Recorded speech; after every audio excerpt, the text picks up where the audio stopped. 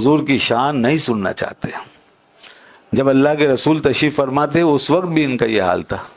وقالوا قلوبنا غلف، کہتے تھے ہمارے دلوں پہ تو پردے پڑے ہوئے ہیں، آپ ہمیں کیا سنائیں گے. تو آپ جب کسی کو گاڑی دیتے ہیں اپنے ڈرائیور کو اور آپ اس کے ساتھ جا رہے ہوتے ہیں یا اسے کہیں بھیج رہے ہوتے ہیں اپنی گاڑی میں کہ جاؤ بھائی فلاں جگہ، جس کام سے بھی بھیجا آپ نے، اور وہ گاڑی لے کے ادھر ادھر چلا جائے، تو یہاں حضرت نے یہی فرمایا کہ خیش را بی گوش و بی بینی کند، کہ ایسا آدمی جو حسد کی وجہ سے انکار کرتا چلا جائے تو وہ اپنے آپ کو بے کان و بے ناک بنا لیتا ہے. ہر کسی کو از حسد بینی کند، خیش را بی گوش و بی بینی کند. ہاں جناب، بینی کنت کا مطلب انکار کرنا. جو بھی کوئی بھی شخص کہتے ہیں کہ حسد کی وجہ سے جب انکار کرتا ہے نا، حسد کی وجہ سے کیا ہوتا ہے؟ انکار ہوتا ہے، آدمی ماننا نہیں چاہتا، اور اگر زیادہ اور واضح کریں اس کی کیفیت کو تو دیکھنا بھی نہیں چاہتا، سننا بھی نہیں چاہتا، کیونکہ وہ سب اندر جا کے جلائے گا، اس کو تڑپائے گا، تو اس لیے وہ نہ دیکھنا چاہے گا نہ سن. مثلا جیسے اب ہمارے نبی پاک صلی اللہ علیہ وسلم سے انہوں نے حسد کیا، یہودیوں نے سب سے زیادہ، تو نہیں سننا چاہتے، حضور کی شان نہیں سننا چاہتے. جب اللہ کے رسول تشریف فرماتے اس وقت بھی ان کا یہ حال تھا. وقالوا قلوبنا غلف، کہتے تھے ہمارے دلوں پہ تو پردے پڑے ہوئے ہیں، آپ ہمیں کیا سنائیں گے. تو یہ ان کا حال تھا. اور پھر جو کچھ کرتے تھے وہ آپ کو پتہ ہی ہے، قرآن پاک میں کئی باتیں آئی ہیں. تو یہ سنی انسنی کرتے تھے، اور آج بھی ان کا یہ حال ہے کہ سب سے زیادہ انہیں نبی پاک صلی اللہ علیہ وسلم کے ذکر اور آپ کی شان سے تکلیف ہوتی ہے. جتنا حضور کا نام بیان کیا جائے، جتنا آپ کی شان کا ذکر ہوتا ہے، اتنا یہودیوں کے اوپر خنجر چلتے ہیں. اس کی وجہ حسد ہے جناب، حسدم من عند انفسہم. قرآن پاک میں فرمایا کہ یہ اپنے اندر سے حسد کیے بیٹھے ہیں نا، اس کی وجہ سے آپ کی بات نہیں سنتے، نہیں سنیں گے. اسی لیے تو پھر اس دور میں جیسے کچھ لوگ پیدا ہوئے، انہوں نے بہت بلند آہنگ طریقے سے اللہ کے محبوب کے ذکر کو چھیڑا، جیسے علامہ اقبال وغیرہ. اس طرح کے جب لوگ آئے تو اقبال نے پوری دنیا کے حالات کو دیکھتے ہوئے باقاعدہ پھر کی محمد سے وفا تو نے تو ہم تیرے ہیں، یہ جہاں چیز ہے کیا لوح و قلم تیرے ہیں، اور قوت عشق سے ہر پست کو بالا کر دے، دہر میں اس میں محمد سے اجالا کر دے. وہ اسی لیے انہوں نے پھر اس تان کو خوب اچھی طریقے چھیڑا ہے تاکہ یہودیوں پہ اور ان دشمنوں پہ بجلیاں گریں. تو اب یہ حسد کی وجہ سے اگر کوئی انکار کرے، آگے کہتے ہیں اس کا نقصان دیکھو. خیش را بی گوش و بی بینی کند، اپنے آپ کو بغیر کان کے اور بغیر ناک کے کیے لے رہا ہے. وہ گوش مانے کان اور بینی مانے ناک، تو بے کان و بے ناک کر رہا ہے اپنے آپ کو وہ، کیونکہ وہ مطلب یہ ہے کہ وہ نہ تو سننا چاہتا ہے، نہ حق کی خوشبو سونگھنا چاہتا ہے. حق کی خوشبو ہوتی ہے، اور جس کے لیے آدمی کی ایک ایمان والی ناک، ایمان والا حادثہ ہوتا ہے، اور اس حادثے سے آدمی اس کو پا لیتا ہے، حق کی خوشبو کو. تو اب یہ جو نہیں چاہتا نا سننا سونگھنا، تو یہ کیا کر رہا ہے؟ یہ اپنے آپ کو معذور کر رہا ہے، اپنے کان کو، اپنی ناک کو یہ کاٹ رہا ہے، اور اس کو گویا کہ پامال کر رہا ہے. جیسے اللہ تعالیٰ نے فرمایا وَلَهُمْ آذَانٌ لَا يَسْمَعُونَ بِهَا، کہ ان کے کان ہیں مگر وہ سنتے نہیں ہیں اس سے. تو اس طرح جو فرمایا صُمٌّ بُكْمٌ عُمْيٌ، بہرے ہیں، بکمن گونگے ہیں، عُمْيٌ اندھے ہیں. حالانکہ دیکھو سب چیزیں تھی اور وہ کام بھی کر رہی تھی. ایسا نہیں ہے کوئی معذوروں کی جماعت تھی، کوئی نہ معذور تھے نہ بیمار تھے، لیکن روحانی لحاظ سے ضرور معذور تھے اور ضرور بیمار تھے. تو چونکہ وہ کان جو ہیں حق نہیں سن رہے تھے تو بہرے ہو گئے، بس اللہ نے فرمایا بہرے. اور جب زبان حق بولنے سے قاصر ہو گئی تو گونگی ہو گئی. اور اسی طرح آنکھیں، آنکھوں کو کہا اندھی، آنکھیں اندھی ہو گئی. تو یہ فرمایا گیا. یہاں بھی آپ نے یہ فرمایا جب کوئی حسد سے ایسا ہو جائے تو پھر وہ گونگا بہرا اور اندھا ہی ہوگا. بالکل جناب، ہم حاسدوں کا یہی حال دیکھتے ہیں. حسد میں اتنے لپٹ جاتے ہیں لوگ کہ بالکل اندھے ہو جاتے ہیں، بالکل کچھ نظر نہیں آتا ہوں اور نہ کچھ سنائی دیتا ہے.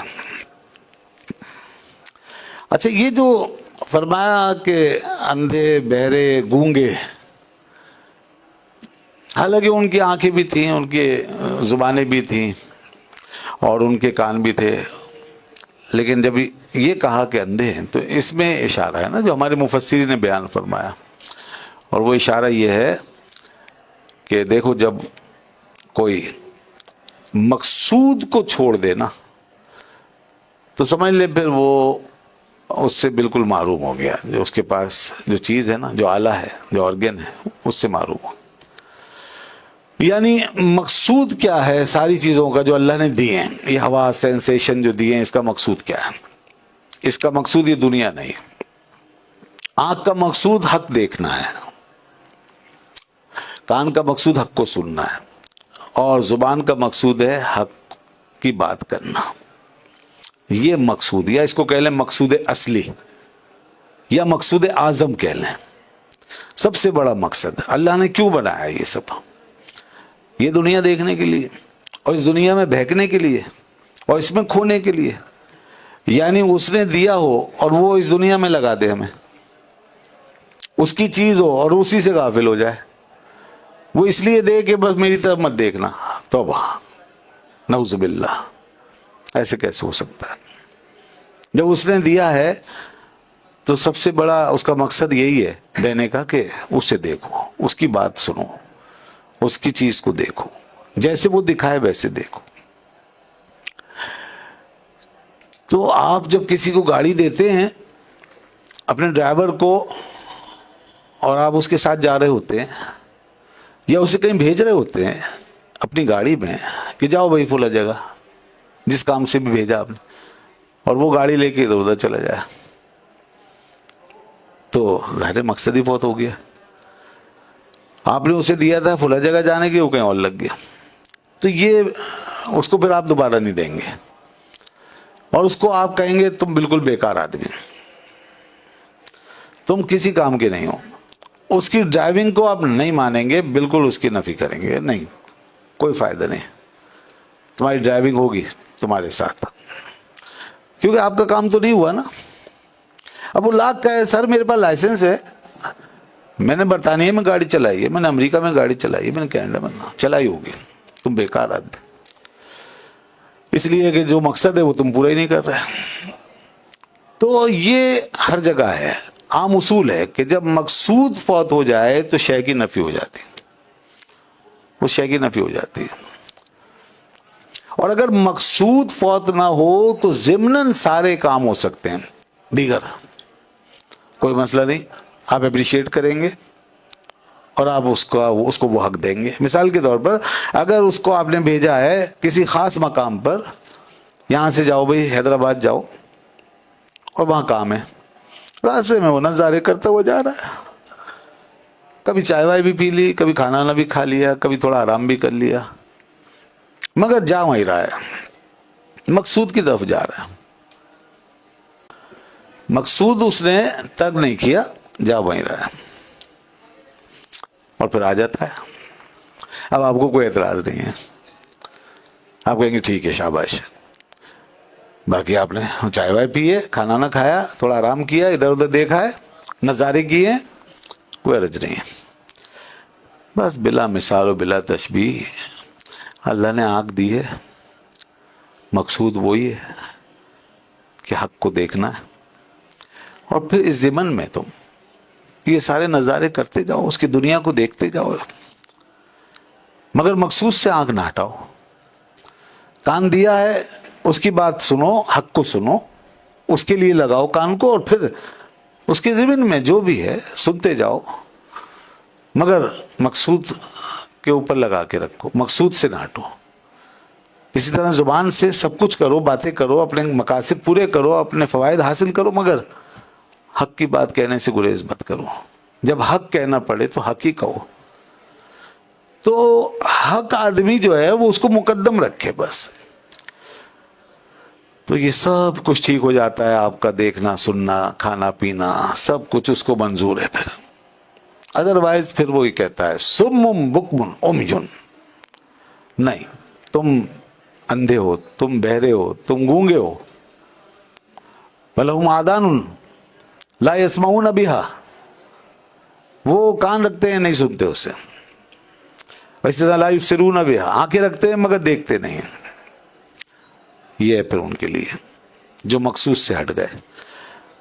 تو مقصود کے بغیر یہ ہمارے جو گڑھے ہیں نا, آنکھ کا, منہ کا اور کان کے جو ہمارے سوراخ ہیں, اگر مقصود ہاتھ میں نہیں آیا اور یہ مقصود سے ہٹ گئے اور یہ حق سے دور ہو گئے اور حق سے محروم ہیں, تو یہ گڑھے یہ ٹھوکر کھانے کے گڑھے ہیں.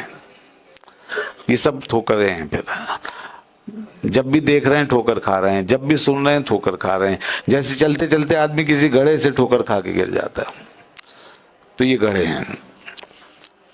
اور جب گڑھے سے ٹھوکر کھا کے آدمی چلتا ہے تو سیدھا نہیں چلتا, الٹا چلتا ہے, وہ الٹا گرتا ہے سر کے بل. تو اسی لیے فرمایا افمن یمشی مکبا علی وجہہ اہدی امن یمشی سویا علی صراط مستقیم, کون ان میں سیدھے راستے پر ہے, کون ہدایت پر ہے؟ وہ جو اوندھا ہو کے چل رہا ہے. امن یمشی مکبا علی وجہہ, اپنے اس پر چہرے کے بل, اپنے سر کے بل اوندھا ہو کے چل رہا ہے وہ, یا وہ جو سیدھا چل رہا ہے, کون سیدھے راستے پر ہے؟ اب دیکھو اس کو کہا اوندھا ہو کے چل رہا ہے, کون؟ کافر ہے. وہ جس نے یہ گھڑا جو ہے نا یہ اس لیے کھودا ہوا ہے کہ ٹھوکر کھائے, کیونکہ حق نہیں دیکھ رہا. آنکھ اس کی گڑھا ہے لہذا اوندھا ہو کے چلے گا, کان اس کے لیے گڑھا ہے اوندھا ہو کے چلے گا, ٹھوکریں کھائے گا. یہ ہے وہ مکبا علی وجہہ, اوندھے ہو کے چلنے والے. تو یہاں حضرت نے یہی فرمایا کہ خیش را بی گوش و بی بینی کند, کہ ایسا آدمی جو حسد کی وجہ سے انکار کرتا چلا جائے تو وہ اپنے آپ کو بے کان و بے ناک بنا لیتا ہے